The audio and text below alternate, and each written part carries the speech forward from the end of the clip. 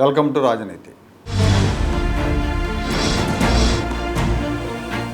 కాకినాడలో అధికార కూటమి నేతలు ఇసుక దోపిడీ చేస్తున్నారని, కొత్త తరహాలో ఈ దోపిడీ జరుగుతూ ఉందని వైఎస్ఆర్ కాంగ్రెస్ పార్టీ ప్రచారం చేస్తూ ఉంది.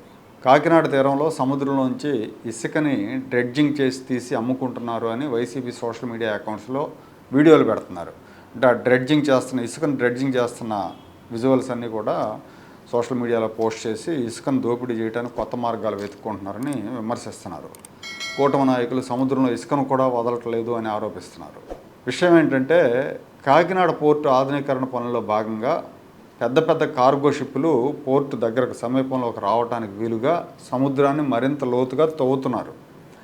భారీ నౌకలు నేరుగా పోర్టు దగ్గరకు వచ్చేందుకు వీలుగా ప్రభుత్వ అనుమతితోనే ఈ డ్రెడ్జింగ్ జరుగుతూ ఉంది. జనరల్గా ఏమవుతుందంటే, తీరాల్లో ఇసుక మేట వేస్తూ ఉంటుంది. నదుల నుంచి సముద్రంలోకి నీళ్లతో పాటుగా ఇసుక కూడా వెళ్ళి కలుస్తూ ఉంది. సంవత్సరాల తరబడి అట్లా కలవటం మూలంగా ఇసుక మేటలు ఏర్పడతాయి. అలాగే సముద్రంలో అలల హెచ్చుతగ్గులు, ఆటు పోట్ల కారణంగా కూడా ఇసుక మేటలు ఏర్పడతాయి.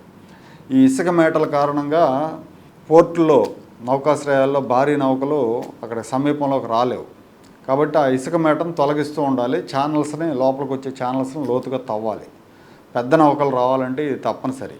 కంటైనర్ షిప్స్కి 12 నుంచి 16 మీటర్ల లోతైన ఛానల్స్ ఉండాలి. అంటే దాదాపు 40 నుంచి 55 అడుగుల లోతు ఉండాలి.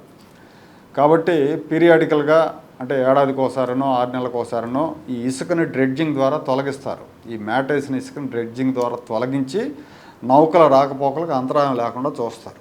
అది విషయం. అందులో భాగంగా డ్రెడ్జింగ్ చేస్తున్నారు. అది తెలుసుకోకుండా హర్షకుమార్ లాంటి వాళ్ళు వైసీపీ అఫీషియల్ అకౌంట్స్లో ఇసుక దోపిడీ, కూటమి నేతలు ఇసుక దోపిడీ అని పోస్టులు పెడుతున్నారు. వీళ్లకు ఓడరేవుల్లో డ్రెడ్జింగ్ ఎందుకు చేస్తారో తెలియదు. సముద్రపు ఇసుకతో నిర్మాణాలు చేయరన్న విషయం కూడా తెలియని అజ్ఞానులు వీళ్ళు. మనం ఏమైనా కట్టడాలు నిర్మించాలి అంటే నదుల ఇసుక వాడతాం, సముద్రపు ఇసుక వాడరు. సముద్రపు ఇసుకలో ఉప్పదనం ఉంటుంది, అది నిర్మాణాలకు పనికిరాదు. దానివల్ల పగుళ్ళు ఏర్పడతాయి, ఇనుము తుప్పుపడుతుంది, ఆ నిర్మాణం ఎక్కువ రోజులు ఉండదు. అందుకే సముద్రపు ఇసుకను వాడరు. వీళ్ళకి డ్రెడ్జింగ్ ఎందుకు చేస్తారో తెలియదు, సముద్రపు ఇసుకను నిర్మాణాలకు వాడరన్న విషయం తెలియదు. ప్రభుత్వం మీద దుష్ప్రచారం చేయటమే వీళ్ళకి తెలుసు. కాకినాడ సముద్ర తీర ప్రాంతంలో జరుగుతూ ఉంది. చూడండి, అనాథరైజ్డ్ డ్రిగ్గింగ్ డ్రెడ్ చేస్తున్నారు ఇసుకని. సముద్రంలో ఇసుకని ఎంత దారుణంగా వాళ్ళు యంత్రాలు వేసి బయటకు లాగేస్తున్నారో చూడండి.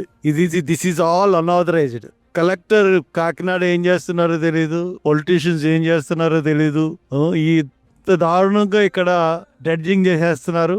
డ్రెడ్జింగ్ చేసేసి ఇక్కడ లోతు పెంచాలన్న ఉద్దేశం వీళ్ళకి. పెంచి షిప్స్ ని ఇక్కడ లంగరేయడానికి, అన్నిటికీ ఉపయోగించుకోవడానికి, ఈ పర్యావరణాన్ని అంతటినీ కూడా నాశనం చేసేస్తా అన్నారు. అనాథరైజ్డ్ డ్రెడ్జింగ్ చేస్తున్నది మేము రుజువులు సాక్ష్యాలతో మేము వీడియోతో బయట పెడుతున్నాం. మరి అధికారులు ఏం చర్య తీసుకుంటారో ఇది డెఫినెట్గా నేను కన్సర్న్ మినిస్టర్స్కి, లేకపోతే గవర్నమెంట్ ఆఫ్ ఇండియాకి, సిబిఐకి కూడా నేను రిపోర్ట్ చేస్తాను. దారుణంగా డ్రెడ్జింగ్ చేసి ఫైన్లు కట్టకుండా, గవర్నమెంట్ వేసిన ఫైన్లు కట్టకుండా ఈ రకంగా చేస్తున్నందుకు వీళ్ళ మీద తప్పకుండా చర్యలు తీసుకోవాలి. Collector and port officer and collector is the main responsible for this.